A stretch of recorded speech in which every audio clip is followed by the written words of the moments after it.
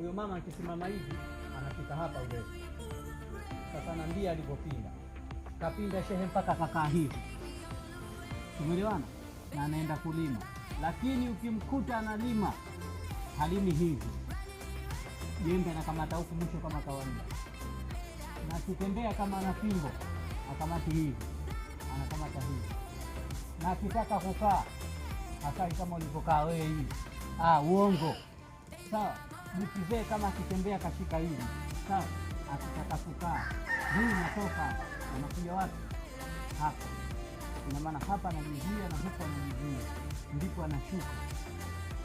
Kitendo cha kufika hapa ndio anakamata wapi? Huku. Alafu mkizee hakai kama ulipokaa wewe hivi. Hapo ndipo jinyoshe hivi. Uongo. Sisi tumeelewana vizuri? Uongo. Tuwe makini.